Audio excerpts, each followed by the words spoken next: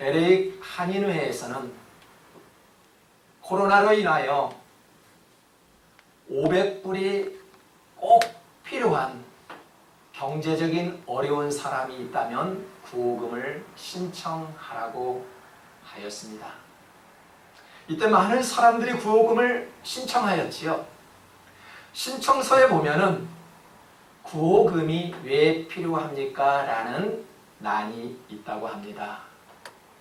그런데 많은 사람들이 거기에 왜 구호금이 필요합니까? 라고 묻자 코로나, 생활고, 달랑 세 글자만 적었던 사람들이 많았다고 합니다. 뿐만 아닙니다. 어떤 사람들은 공란으로 낸 신청자들이 많았다고 합니다. 심지어는 서류를 접수하지도 않고 접수를 받아주라고 말한 사람들이 있는가 하면 고작 500불을 주면서 왜 이렇게 많은 질문을 하느냐고 전화를 하여 확인까지 했던 그런 사람들이 많았다고 합니다. 여러분, 상식과 지식의 차이가 무엇이라고 생각합니까? 지식은요, 배워서 아는 것을 우리는 지식이라고 말을 하죠. 상식은 배워서 얻어지는 것이 아닙니다. 생활하다 보면은 자연스럽게 습득되는 것이 바로 상식이지요. 그렇다면 500불이 필요한 이유가 코로나, 달랑 세 글자만 적는다는 것은 지식이 부족해서가 아니라 상식이 부족해서입니다. 인간에게 있어서 가장 기본적인 것은 상식입니다.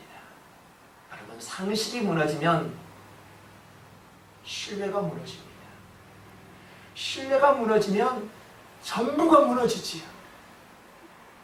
그 상식이 얼마나 중요한지를 모릅니다. 여러분, 믿는 자들이 가져야 할 상식은 무엇일까요? 성경 66권은 하나님의 말씀이라는 것을 아는 것이 상식일까요? 우리가 일주일에 한 번씩 사도신경을 고백합니다. 그 사도신경을 암기하는 것이 여러분 신앙인의 기본입니까? 우리 주님께서 십자가에 죽으시고 3일 만에 다시 부활하셨다. 이것을 아는 것이 여러분 상식이라고 생각하십니까? 바리새인들을 한번 보십시오. 그들은 지극히 상식적이고요, 교양적인 사람이었습니다. 그들은 율법적인 사람들이었지요. 하루에 3번씩 꼬박꼬박 기도하였고요, 금식까지 하였습니다. 누구보다도 신앙생활을 멋지게 하였던 사람들이지요. 그 말씀을 잘 지키는 그런 바리새인들이었습니다. 그런데 말입니다, 우리 주님을 가장 괴롭히고 가장 많이 비방했던 사람이 누구였을까요? 바로 바리새인들이었지요. 많은 생활 속에서 모범이 되었던 그런 신앙인들, 헌금도 잘하고 봉사로 잘했던 그런 신앙인들, 바로 바리새인들이 가장 많이 우리 주님을 비방하였다라는 말입니다. 이러한 모습은 오늘날 교회 안에서도 있습니다. 교회 안에서 여러분, 믿음이 좋다는 사람이 누구일까요? 생각해 보세요. 믿음이 좋은 사람 누구라고 생각합니까? 헌금 잘하는 사람 믿음 좋다고 생각하지요? 봉사 잘하는 사람들 믿음 좋다라고 생각하지요? 여러분, 이것은 율법적인 믿음입니다. 외적인 모습을 보고 저분은 믿음이 좋다라고 말할 수 있는 것은 율법적인 그런 믿음입니다. 율법적인 신앙은요, 보일 때 봉사하고요, 나타나 보이기 위해서 하나님 앞에 예물도 드립니다. 언젠가부터 교회가 사람 중심이 되고 말았습니다. 세상 중심이 되고 말았고요. 건물 중심이 되고 말았습니다. 가장 교회를 어렵게 하는 사람이 누구일까요? 유치부생들입니까? 새가족들입니까? 정말로 아쉽게도 교회를 어지럽히는 사람들은 소위 신앙생활을 오래 했다라는 그런 사람들입니다. 대부분의 교인들은 하나님 말씀대로 살아가려고 애를 쓰는 사람들이죠. 그런 사람들이 교회에 모이지요? 네, 맞습니다. 그런데 몇 명의 사람들이 교회를 혼란스럽게 하지요. 어디를 가든지 썩은 감자는 있기 마련이지요. 그 썩은 감자 하나 때문에 그 공동체가 썩어가고 있다는 사실을 우리 인간의 미련함 때문에 우리는 잘 알지 못합니다. 감자 하나 때문에, 그 썩은 감자 하나 때문에 옆에 있는 감자를 썩게 하고 그곳에 온갖 마음을 빼앗기고 있지요. 여러분, 질문해 볼게요. 부활은 직분으로 받습니다. 율법의 행위와 어떤 행동으로 구원에 이르게 하십니까? 여러분, 구원은 예수 그리스도를 아는 상식으로 받습니까? 여러분, 구원은 주님을 아는 그런 상식적인 것으로 받는 것이 아니라 그를 의지하고 믿을 때 받는 것입니다. 아는 상식을 잘 지키고 믿을 때 그것이 진짜 믿음이 되는 것입니다. 신앙의 경험과 상식을 우리는 믿음으로 오해해서는 안 됩니다. 우리의 상식은 무엇일까요? 세상 일에 박식해야 한다고 합니다. 그게 상식적이지요? 하지만 신앙은 상식이 아니라 믿음입니다. 믿음은 세상의 방식을 절대 좋아하지 않지요. 성경 말씀을 한번 보십시오. 왜 이렇게 세상과 반대되는 말씀들이 왜 이렇게 많은지요. 1절을 한번 보겠습니다. 도움을 구하러 애굽으로 내려가는 자들은 화 있을진저 그들은 말을 의지하며 병거의 많음과 마병의 신이 강함을 의지하고 이스라엘의 거룩하신 이를 앙모하지 아니하며 여호와를 구하지 아니하나니. 성경을 믿기 가장 어려운 이유 중에 하나가 여러분 무엇일까요? 참 성경 어렵고 믿기 어렵습니다. 왜 그럴까요? 우리의 상식과 맞지 않기 때문입니다. 나의 상식과 맞으면 얼마나 이해가 빠르고 알기 쉽겠습니까? 그런데 우리의 상식과 맞지 않는 것이 바로 성경이기 때문에 그렇습니다. 전쟁의 승리는 최첨단의 무기를 가진 그 나라가 이기게 되어 있는 것이 바로 상식이지요. 그런데 하나님의 말씀을 보면 상식적이지 않습니다. 그 말과 마병을 의지하면 전쟁에 지게 되어 있대요. 이것이 하나님의 말씀입니까? 그렇습니다. 하나님은 많은 군사력을 의지하지 말래요. 우리는 최첨단의 무기를 가져야만 한다고 말하지만 우리 주님의 말씀은 그 첨단의 무기를 버리라고 말씀합니다. 유다 백성은 자기의 생명을 지킬 줄 아는 강자가 필요했지요. 이웃나라 애굽을 보니까 말과 병거가 많았어요. 그래서 유다 백성들은 애굽과 동맹을 맺기를 원했어요. 동맹을 맺었으니 어떤 나라와 싸움에도 군사적 지원을 받을 수 있다라고 생각하니 마음이 너무너무 홀가분했습니다. 이때 이사야가 외쳤던 말씀입니다. 뭐라고 했었습니까? 도움을 구하러 애굽에 내려가는 자들은 화가 있을 것이다. 애굽과 손을 잡지 말래요. 동맹하지 말래요. 여러분, 성경에서 애굽은 세상을 비유하고 있습니다. 하나님은 세상과 손을 잡지 말래요. 이것이 하나님의 말씀이에요. 아무리 어렵고 마음이 가난해도 도움을 세상 앞에 구하지 말래요. 그 도움은 하나님께 있다라고 말씀하는 것입니다. 내가 진짜 강할 때가 언제입니까? 내가 진짜 강할 때는요, 아무도 의지할 수 있는 사람이 한 명도 없을 때, 내가 주위를 돌아보니까 내가 만날 수 있는 사람이 한 명도 없을 때, 여러분, 병이 들어 병원에서 죽음을 맛보고 죽음을 경험했던 사람들은 알 것입니다. 아무도 의지할 수가 없었습니다. 내 부모, 내 형제 조차도 의지할 수 없었습니다. 정말로 죽음 앞에 서 있는 그런 사람들은 그렇게 고백합니다. 내가 진짜 강할 때는 아무도 없을 때 오직 하나님만 의지할 때가 가장 강할 때라 라고 고백합니다. 누가 예수를 잘 믿는다고요?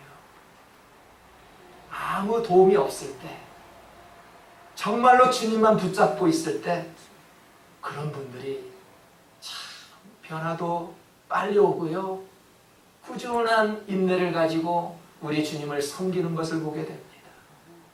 믿음이 흔들리지 말아야 할 이유가 바로 여기에 있습니다. 아무리 큰 시험이 와도 우상을 섬기는 애굽과 손잡지 말아야 한다라고 말씀합니다. 세상을 보니까요, 자꾸만 유혹해요. 나와 친구가 되자고 손을 내밀지요. 나와 친구가 좀 돼줄래? 라고 좋은 것을 보여주기도 하고요. 사탄과 같은 달콤한 유혹으로 친구가 되어주자고 말을 합니다. 여러분, 누구든지 이때 조심해야 합니다. 자꾸 나를 유혹할 때 이때 조심해야지요. 어떻게 조심해야 될까요? 우리는요, 힘이 없고 스스로 나를 극복할 수 없을 때 어떻게 됩니까? 쉽게 그런 유혹에 빠져들고 맙니다. 강자의 머리를 숙이게 되어 있죠. 그리고 강자에게 소민을 내미는 것은 너무나도 당연한 우리의 일반 상식입니다. 사람들은 강한 자에게 줄을 서게 됩니다. 나에게 후한 대접을 해주는 사람 앞에 우리는 무릎을 꿇고 그 앞에 줄을 서게 됩니다. 이것이 우리의 상식입니다. 여러분, 직장 생활 해보셨죠? 직장인들이 가장 조심해야 할 것이 무엇인지 아닙니까? 뇌물입니다. 뇌물이 뭘까요? 뇌물이란 돈을 받았으니 비리를 보고도 눈 감아주는 거예요. 이게 뇌물이에요. 불의를 보고도 모르는 척 한다는 것은 더 나쁜 사람이라고 말하지 않습니까? 여러분, 이것은 공범입니다. 성경을 보십시오. 2절에 보니까 악행하는 자들의 집을 치시며 행악을 돕는 자들을 치신대요. 하나님은 그렇게 분명히 말씀했죠. 나쁜 짓 하면 내가 치고 나쁜 짓 하는 것을 보고도 돕는 자는 그 사람도 치시리겠다 라고 말씀합니다. 여러분, 민주국가에서 평화적 시 얼마든지 할 수 있죠. 네, 저도 대학 다닐 때 돌 많이 던져보았습니다. 그 전투경찰을 향해서 돌을 던졌던 80년대 대학생활, 아마 그때 대학교를 다녔던 사람들은 돌 한 번 정도는 던져보았을 것입니다. 여러분, 민주사회에서는 평화적 시위가 허용됩니다. 그런데 말입니다.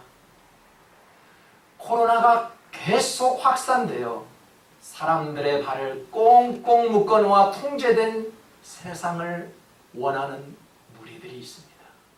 알고 계신가요? 경찰 조직을 아예 해체시켜버리자 라는 조직이 있습니다. 그런 세력이 있는가 하면 사람의 몸에 베레칩을 심어 인간을 통제하겠다는 비인간적인 세력도 있습니다. 그런 세력을 통해서 좋아요 한 표를 눌러주는 것은 하나님을 반대하고 그리스도의 주대심을 대항하는 세력에 동조하는 것과도 같습니다. 여러분, 앞으로 말입니다. 하나님을 대항하는 세력들이 등장하여 믿는 성도들에게 믿음을 포기해야 돼? 라고 말할 때가 온다는 사실입니다. 우리의 모든 환경을 통제해버리고 압력을 가하면서 너가 가지고 있는 믿음을 포기해야 돼 라고 말할 때가 온다는 사실입니다. 이러한 어려운 시기에 하나님을 대항하는 세력에 동조하지 않기로 작정하고 온갖 어려움을 견뎌야 한다라고 요한계시록을 통해서 지금 믿는 자들에게 경고하고 있습니다. 이때 세상이냐 믿음이냐의 선택을 해야 할 시기에 여러분, 상식의 말에 따를 때는 목숨을 구할 수 있습니다. 하지만 믿음을 선택할 때는 혹독한 박해를 받을 수 있습니다. 이때 여러분들은 그래도 믿음을 선택할 수 있겠습니까?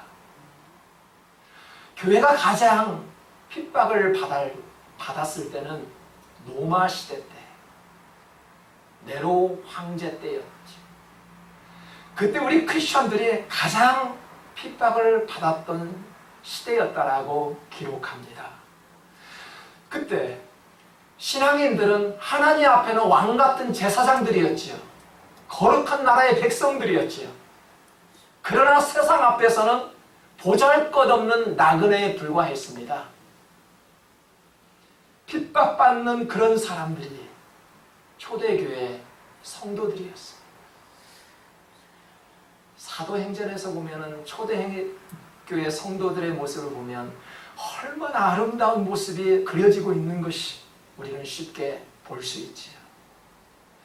그들은 많은 고난과 핍박 속에서도 소망을 그리고 믿음을 지켰지요. 사도들은 어떻게 됐나요?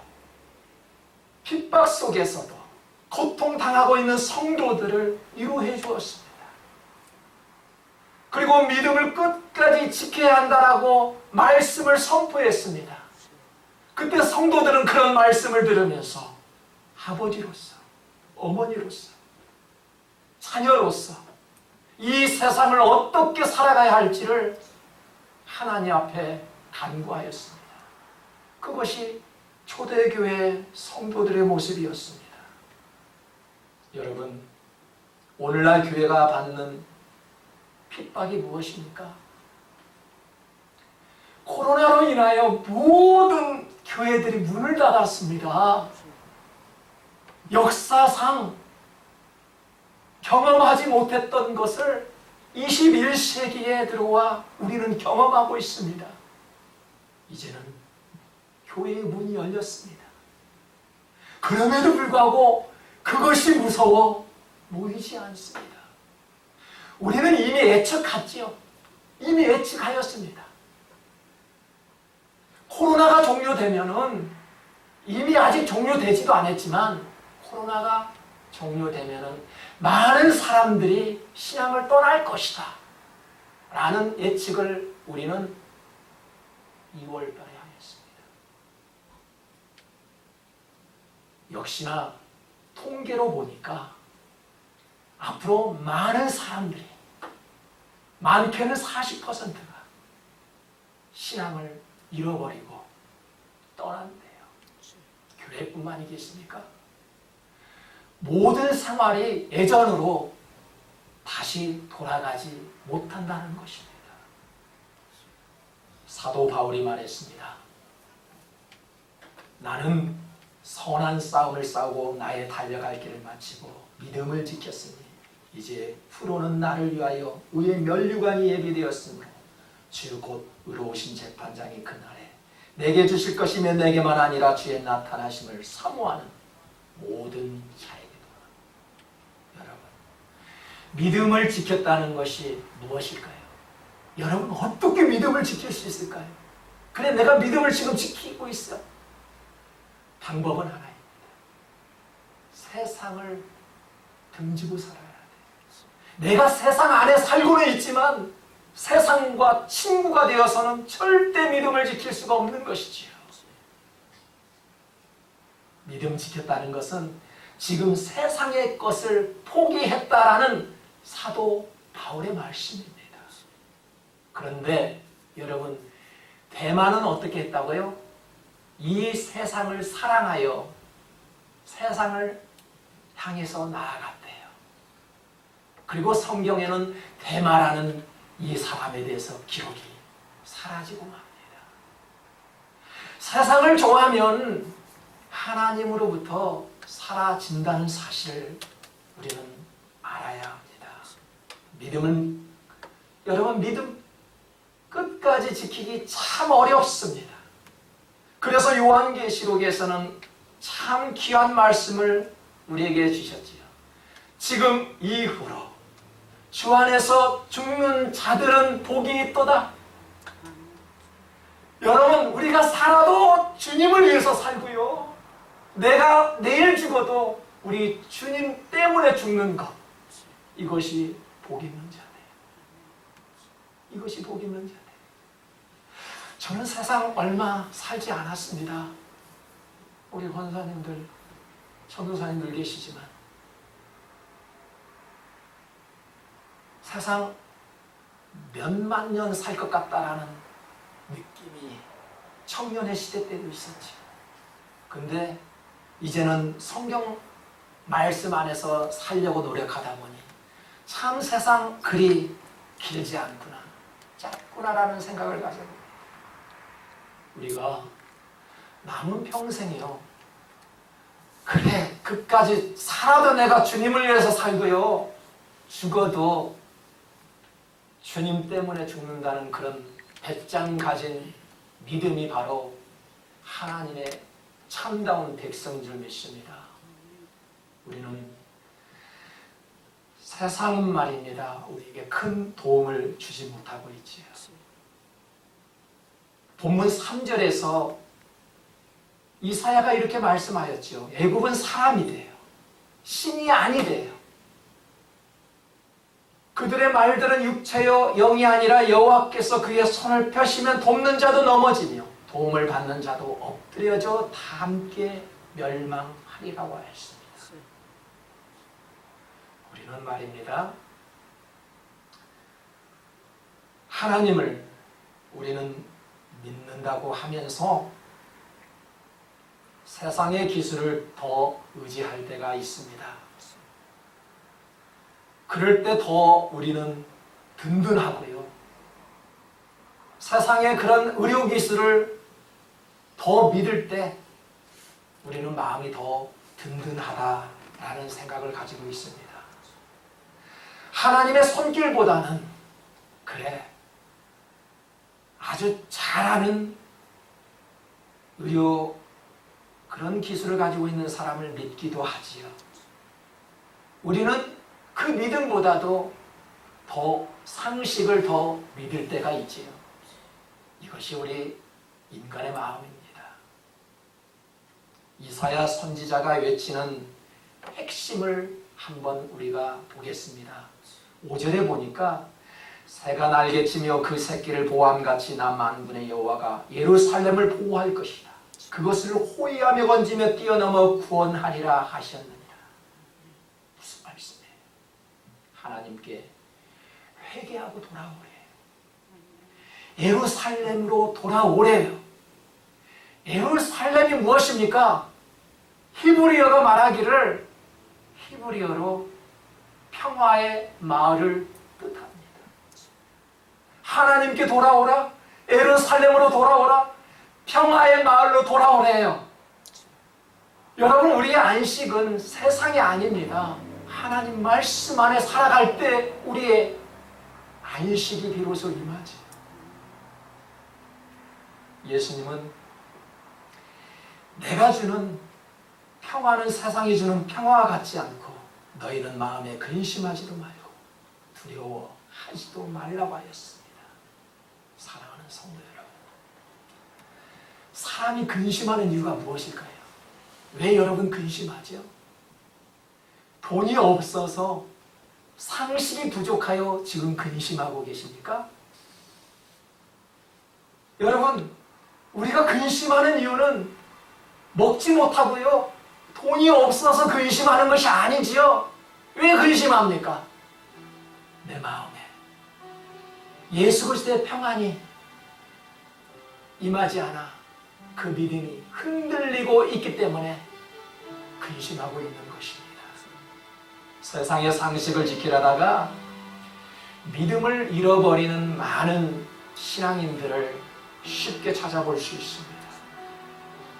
상식을 초월한 믿음으로 하나님의 약속을 붙잡아 주님 주신 평안으로 견고한 삶을 사시기를 예수 그리스도의 이름으로 축복합니다.